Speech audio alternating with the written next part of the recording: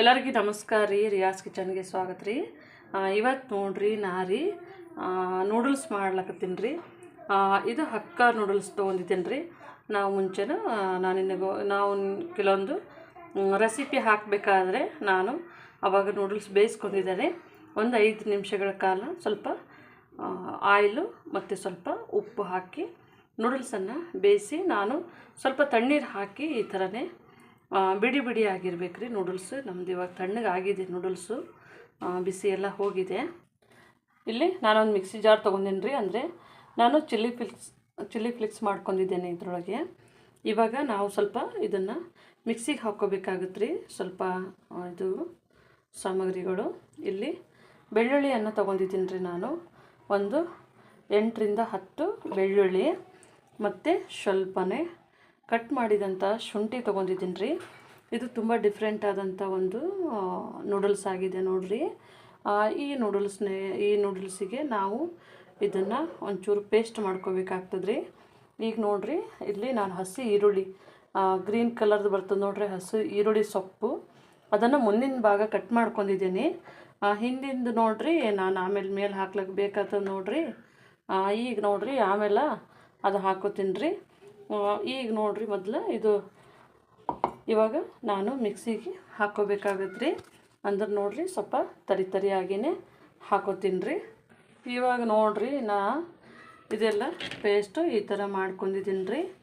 ಈಗ ಇದಕ್ಕೆ ನೋಡಿರಿ ನಾವು ಇಲ್ಲಿ ಒಂದು 50 ಗ್ರಾಮ್ನಾಗಷ್ಟು ಶೇಂಗದ ಕಾಳು ಹುರಿದಿಟ್ಕೊಂಡಿದ್ದೀನಿ ರೀ. ಒಂದು ಸ್ವಲ್ಪ ಜಾಸ್ತಿ ಹುರಿದಿದ್ದೀನಿ. ನೀವು ಸ್ವಲ್ಪ ಲೈಟಾಗಿ ಸ್ವಲ್ಪ ಸ್ಲೋ ಫ್ಲೇಮ್ನಲ್ಲಿಟ್ಟು ಗರಿ ಆಗೋ ತನಕ ಹುರಿಬೇಕು ರೀ. ಸ್ವಲ್ಪ ಶೇಂಗದ ಕಾಳು ರೀ. ಮತ್ತು ಇದಕ್ಕೆ ನೋಡಿರಿ 2 ಟೇಬಲ್ ಸ್ಪೂನಷ್ಟು ಚಿಲ್ಲಿ ಫ್ಲಿಕ್ಸ್ ನೋಡಿರಿ. ಇದು ಮನೆಯಲ್ಲೇ ಬ್ಯಾಡಗಿ ಮೆಣಸಿನ್ಕಾಯಿ ಮಾಡ್ಕೊಂಡಿದ್ದೀನಿ. 2 ಬ್ಯಾಡಗಿ ಮೆಣಸಿನ್ಕಾಯಿ ದಪ್ಪಂದು ಹಾಕಿದ್ರಿ, ಇದು ಆಗಿದೆ. ಮತ್ತು ಇಲ್ಲಿ ಒಂದು ಅರ್ಧ ಟೀ ಸ್ಪೂನು ಸಕ್ಕರೆ ಹಾಕ್ತಾಯಿದ್ದೀನಿ. ಇದು ಟೇಸ್ಟು ಚೆನ್ನಾಗಿ ಬರುತ್ತೆ ರೀ ಹಾಗಾಗಿ. ಮತ್ತು ಇವಾಗ ನೋಡಿರಿ ಇದಕ್ಕೇ ಒಂದು ಅರ್ಧ ಲಿಂಬೆಹಣ್ಣು ಸಹ ಹಿಂಡ್ತಾ ಇದ್ದೀನಿ ರೀ. ಲಿಂಬೆಹಣ್ಣು ಇವಾಗ ನೋಡಿರಿ ಇದು ಲಿಂಬೆಹಣ್ಣನ್ನು ಫುಲ್ ಒಂದು ಲಿಂಬೆಹಣ್ಣು ಹಿಂಡ್ಕೊತಾ ಇದ್ದೀನಿ. ಈಗ ಲಿಂಬೆಹಣ್ಣು ಹಿಂಡ್ಕೊಂಡ್ಮೇಲೆ 2 ಸ್ಪೂನಷ್ಟು ಸೋಯಾ ಸಾಸು ಇದಕ್ಕೆ ಹಾಕ್ತಾಯಿದ್ದೀನಿ ರೀ. ಇದು ಒಂಚೂರು ಡಿಫ್ರೆಂಟ್ ಆದಂಥ ಒಂದು ನೂಡಲ್ಸ್ ಇದೆ ರೀ. ಇದು ಸ್ವಲ್ಪ ಕರೆಕ್ಟಾಗಿ ಅಳತೆ ಮೇಲೆ ಹಾಕ್ಕೊಡ್ರಿ. ಅಂದರೆ ನಂದು ಒಂದು ಸ್ವಲ್ಪ ಆ ಕಡೆ ಬಿದ್ದಿದೆ ಅಲ್ರಿ, ಕೆಳಗಡೆ ಒಂದು 4 ಡ್ರಾಪ್ ಬಿದ್ದಿದೆ. ಇದು ಅರ್ಧ ಚಮಚ ಅಷ್ಟೇ ಹಾಕೋತಾ ಇದ್ದೀನಿ. ಅಂದ್ರೆ ನೋಡಿರಿ ಒಟ್ಟು 2 ಚಮಚ ಅಳತೆನಲ್ಲಿ ಸೋಯಾ ಸಾಸು ಹಾಕ್ಕೋಬೇಕು. ಈಗ ಸ್ವಲ್ಪ ರುಚಿಗೆ ತಕ್ಕಷ್ಟು ಅಂದ್ರೆ ಸ್ವಲ್ಪನೇ ಹಾಕ್ತಾಯಿದ್ದೀನಿ ರೀ. ಒಂದು 1/4 ಚಮಚದಕ್ಕಿಂತಲೂ ಕಡಿಮೆನೇ ಸ್ವಲ್ಪ ಉಪ್ಪು ಇರಬೇಕು ಹಾಗಾಗಿ ಹಾಕ್ತಾಯಿದ್ದೀನಿ ರೀ. ಈಗ ಇದಕ್ಕೆ ನಿಮ್ದು ಯಾವ್ದು ಇರ್ತದೋ ಅದು ಎಣ್ಣೆ ಹಾಕ್ಕೊಡ್ರಿ. ನಾನಿಲ್ಲಿ ಒಂದು 3 ಟೇಬಲ್ ಸ್ಪೂನಷ್ಟು ಆಯಿಲನ್ನು ಹಾಕ್ತಾಯಿದ್ದೀನಿ ರೀ.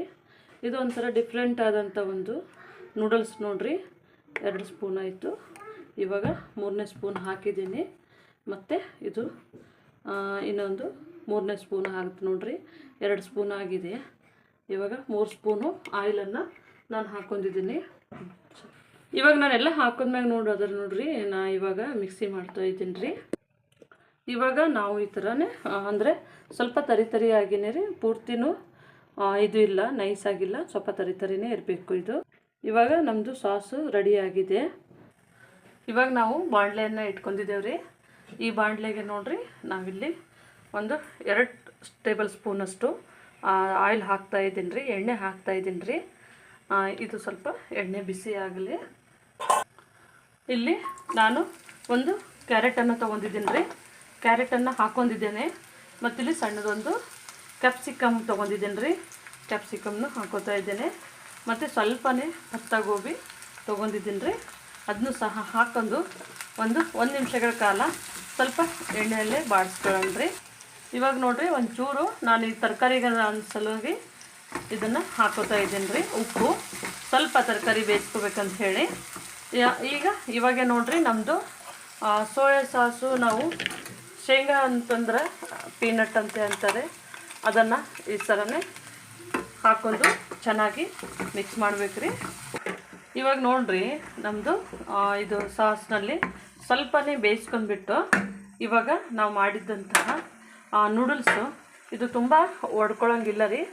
ಈ ಥರನೇ ಹಾಕಿಬಿಟ್ಟು ಸ್ವಲ್ಪ ಮೇಲೆ ಕೆಳಗೆ ಮಾಡಿದ್ರೆ ಸಾಕು. ಇವಾಗ ನೋಡಿರಿ ನಮ್ಮದು ಇದು ಹಾಕಿದ್ಮೇಲೆ ಈ ಥರನೇ ಸ್ವಲ್ಪನೇ ನಿಧಾನವಾಗಿ ಇದು ಮೇಲಿಂದ ಸ್ವಲ್ಪ ಈ ಥರನೇ 1 ನಿಮಿಷಗಳ ಕಾಲ ಇದನ್ನು ಚೆನ್ನಾಗಿ ನಾವು ಮಿಕ್ಸ್ ಮಾಡಿದ್ರೆ ಸಾಕು. ನಮ್ಮದು ನೂಡಲ್ಸ್ ರೆಡಿ ಆಗುತ್ತೆ. ಇವಾಗ ನೋಡ್ಬೋದು ರೀ, ಇನ್ನೊಂದು ಚೂರು ಲಾಸ್ಟಿಗೆ ಸೋಯಾ ಸಾಸು 1 ಸ್ಪೂನ್ ಹಾಕಿದ್ರೆ ಸಾಕು. ನಾವು ಒಂದು ಟೋಟಲ್ 3 ಸ್ಪೂನಷ್ಟು ಸೋಯಾ ಸಾಸ್ ಹಾಕೀವಿ. ಈಗ ಒಂಚೂರು ಟೇಸ್ಟಿಗೆ ಕಡಿಮೆ ಇದೆ ರೀ, ಒಂಚೂರು ಉಪ್ಪನ್ನು ಹಾಕ್ತಾಯಿದ್ದೀನಿ. ಇದನ್ನು ಚೆನ್ನಾಗಿ ಇವಾಗ ಮಿಕ್ಸ್ ಮಾಡ್ಕೊಂಡು ತುಂಬ ಟೇಸ್ಟಾಗಿರುತ್ತೆ. ತುಂಬ ಡಿಫ್ರೆಂಟ್ ಆದಂಥ ಒಂದು ನೂಡಲ್ಸ್ ಮಾಡಿದ್ದೀವಿ ರೀ. ಮಕ್ಕಳಿಗೆ ದೊಡ್ಡವರಿಗೆ ಎಲ್ಲರಿಗೂ ತುಂಬ ಇಷ್ಟ ಆಗುವಂಥ ನೂಡಲ್ಸು. ಇವಾಗ ನೋಡ್ಬೋದು ರೀ, ನಮ್ಮದು ನೂಡಲ್ಸು ರೆಡಿ ಆಗಿದೆ. ಈ ಕೊನೆಯದಾಗಿ ನೋಡಿರಿ, ನಾನು ಇದಕ್ಕೆ ಸ್ಪ್ರಿಂಗ್ ಆನಿಯನ್ ಹಾಕ್ತಾಯಿದ್ದೀನಿ. ರುಬ್ಬಬೇಕಾದ್ರೂ ನಾವು ಸ್ಪ್ರಿಂಗ್ ಆನಿಯನ್ ಹಾಕಿ ರುಬ್ಬಿದ್ದು.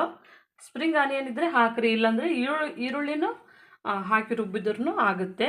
ಚೆನ್ನಾಗಿ ಒಳ್ಳೆ ಒಂದು ಟೇಸ್ಟ್ ಆದಂಥ ಒಂದು ನೂಡಲ್ಸ್ ಮಾಡಿದ್ದೀವಿ ರೀ. ನೀವು ಮನೆಯಲ್ಲಿ ಇದೇ ಥರನೇ ಮಾಡಿಕೊಳ್ಳಿ.